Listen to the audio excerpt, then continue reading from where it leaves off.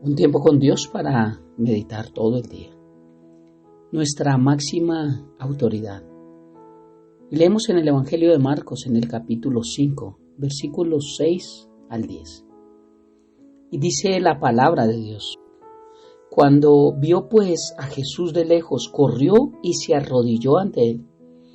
Y clamando a gran voz dijo: ¿Qué tienes conmigo, Jesús, Hijo del Dios Altísimo?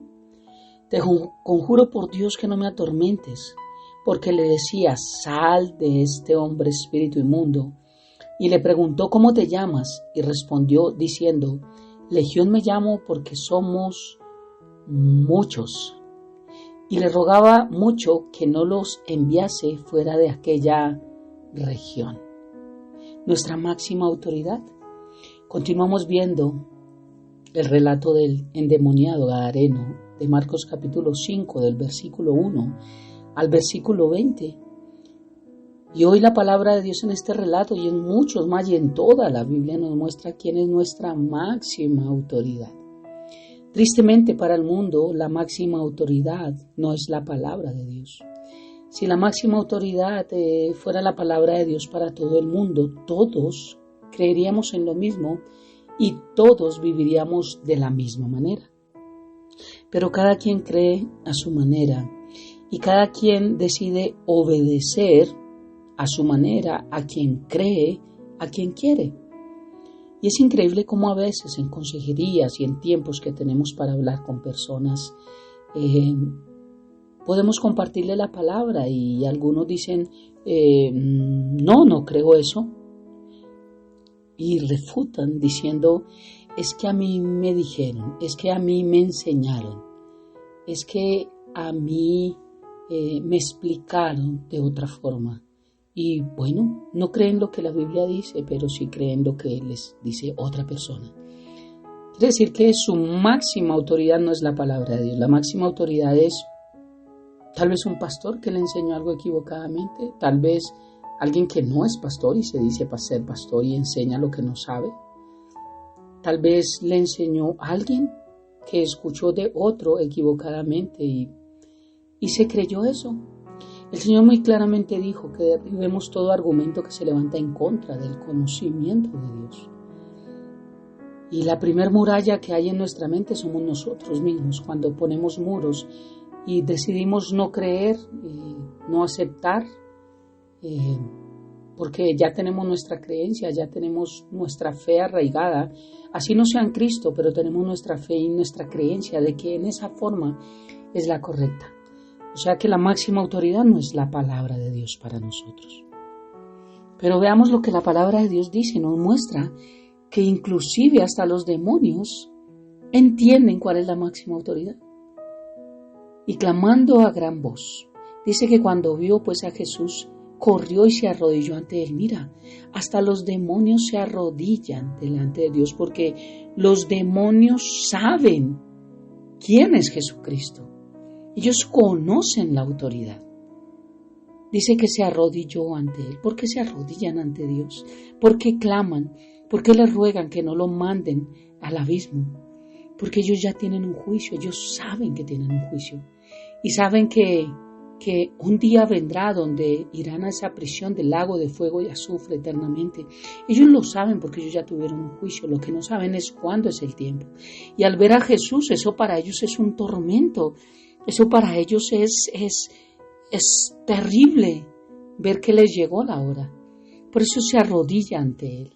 Dice: y clamando a gran voz. Imagínate esta escena, un demonio clamándole a Dios: ¿qué tienes conmigo, Jesús, Hijo del Dios Altísimo? Mira, reconocen quién es la máxima autoridad. Aquí no llamaron a su jefe el diablo. Aquí no dijeron: te vas, o llamo a Satanás, que es mayor que tú. No, ¿qué tienes conmigo, Jesús, Hijo del Dios Altísimo? Te conjuro por Dios que no me atormentes. Porque dice que el Señor le decía: sal de este hombre, espíritu inmundo. Y le preguntó: ¿cómo te llamas? Bueno, este texto no es de Jesús tomando tinto con el demonio, como lo pintan muchos con Job y con otros textos, como si tomara tinto y dijera, ¿y cómo estás? ¿Y cómo vas? ¿Y cómo te llamas? Esperando tal vez que el demonio le diga, me llamo un nombre cualquiera, porque si doy un nombre, alguien de pronto se ofende. Me llamo tal. ¿Qué más? ¿Cómo estás? ¿Cómo vas? No es la condición de lo que Dios está preguntando. Él está hablando del aspecto espiritual. A lo que había en él era que le estaba ordenando y le estaba diciendo cómo se llama. Y ellos responde diciendo, Legión me llamo porque somos muchos. Y le rogaba mucho que no le enviase fuera de aquella región. Nuestra máxima autoridad, cuando vemos Filipenses capítulo 2 del 5 al 11, dice, tenga la misma actitud que tuvo Cristo Jesús, aunque era Dios, no consideró que el ser igual a Dios fuera algo a lo cual aferrarse. En cambio, renunció a sus privilegios divinos, adoptó la humilde posición de un esclavo y nació como ser humano. Cuando apareció en forma de hombre, se humilló a sí mismo en obediencia a Dios Padre y murió en una cruz como morían los criminales. Por lo tanto, Dios lo elevó a un lugar de máximo honor, le dio toda la autoridad y le dio el nombre que está por encima de todos los demás nombres, para que en el nombre de Jesús se doble toda rodilla, en el cielo y en la tierra y debajo de la tierra, y toda lengua declare que Jesucristo es el Señor, para gloria de Dios Padre. Mira quién tiene toda la autoridad. Dios se la envió a su Hijo, Dios se la dio a su Hijo, por cuanto se humilló, por cuanto obedeció. Mira lo que dice Mateo capítulo 28, versículos 18 al 19. Jesús se acercó y dijo a sus discípulos, después de que resucitó, se me ha dado toda autoridad en el cielo y en la tierra. Mira, Jesús lo dijo. Jesús lo dice, se me ha dado toda la autoridad. Yo tengo la autoridad. Y como tengo la autoridad, te ordeno. Por lo tanto, vayan, es una orden, y hagan discípulos de todas las naciones, bautizándolos en el nombre del Padre y del Hijo y del Espíritu Santo. Vayan, es una orden. ¿Por qué nos da una orden? Porque tiene toda la autoridad para darnos esa orden. Y porque tiene el poder para delegarnos, para que podamos hacer esa función completamente. Nuestra máxima autoridad es Jesucristo. Dios Padre ha dado toda la autoridad a Jesucristo. Por eso, ¿quién es tu máxima autoridad? ¿Quién es tu máxima autoridad? Cuando el endemoniado llegó a la presencia del Señor, las cosas cambiaron inmediatamente. Los hombres de la región tenían miedo del endemoniado, pero este endemoniado tenía temor ante Jesús. Los demonios tenían temor ante Jesús. Los poderes de las tinieblas resultan invencibles para los hombres, pero no para Jesús.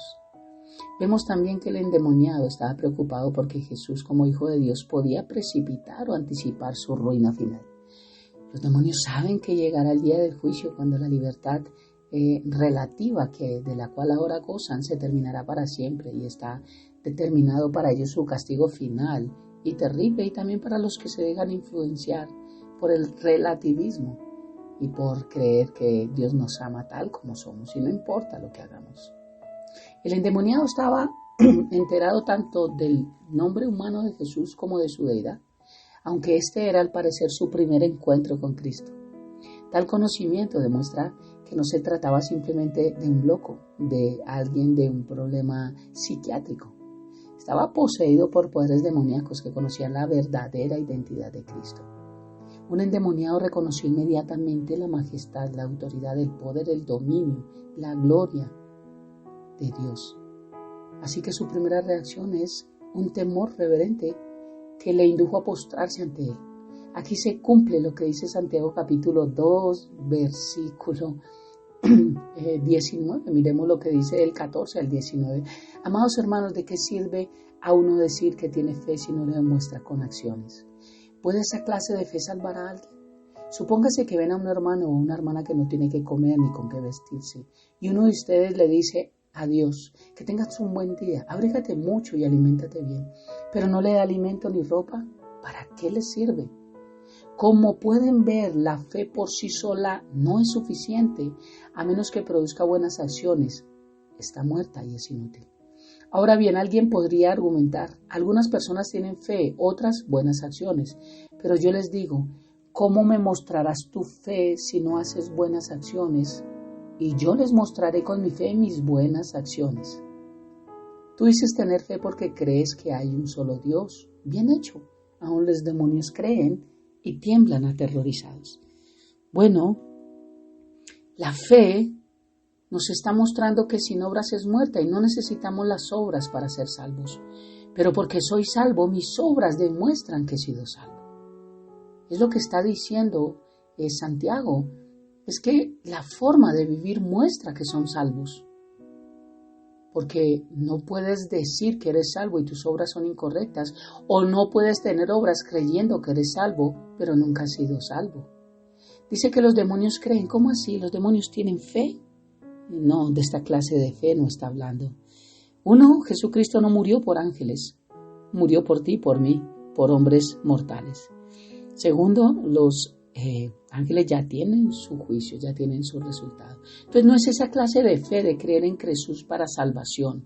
Ellos tienen fe porque saben quién es Jesús, porque ellos saben, conocen, creen que Jesús es la única salvación.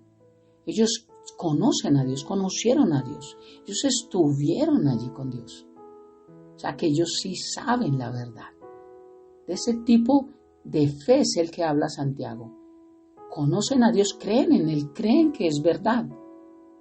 Pero obviamente sus obras no demuestran o no demostraron esa verdad que ellos creyeron, porque nunca ves a un demonio haciendo el bien, a no ser que sea disfrazado como ángel de luz para buscar al fin y al cabo la maldad, pero no haciendo el bien. Por eso sus obras no demuestran lo bueno. Conocen quién es Dios, pero sus obras demostraron que no conocieron a Dios. Concluimos en este tiempo con Dios para meditar como el día. A mí me sorprende que en este momento Jesús le preguntó por su nombre. ¿Cómo es tu nombre? Y su respuesta nos da una clave importante. Lo que hablaba, no contestó dando el nombre de sus padres que le habían puesto en el momento de su nacimiento al endemoniado, sino que le estaba diciendo que describiera su estado espiritual actual. Dice, Legión me llamo. Muchas cosas que podemos pensar también, tal vez mostrar una evidencia ante los discípulos que se enfrentaban no solo ante un demonio, sino ante 6,000, ante muchos. Pero mucho más probable, esto pudo haber servido para que el endemoniado mostrara el estado en el que se encontraba. Necesitaba que él mismo renunciara a eso que él mismo tenía, eso que controlaba su vida. Y es que mientras nosotros no decidimos renunciar a muchas cosas, pues el enemigo no va a salir. Los evangelios muestran el hecho de personas que fueron salvas y eran esclavas de más de un demonio. En Mateo 12:45 habla que cuando un demonio se va, vuelve y trae 7. Y en Marcos 16 nos habla que María Magdalena, de la que habían sacado 7 espíritus inmundos. Todo esto nos trae un principio. De la misma manera, es lo que Dios nos habla aquí en este texto. Por eso, ¿cuál es tu máxima autoridad? Nuestra máxima autoridad tiene que ser la palabra de Dios. No es lo que nos enseña un hombre si no está correcto a la palabra de Dios. No es lo que una figura supuestamente religiosa o espiritual dice como cabeza, porque la cabeza de la iglesia es Jesucristo y su palabra es nuestra máxima autoridad. Y si la palabra dice sí, es sí; si la palabra dice no, es no. La suma de la palabra de Dios es verdad. Por eso nuestra máxima autoridad es la palabra, y la palabra es Cristo. Oremos.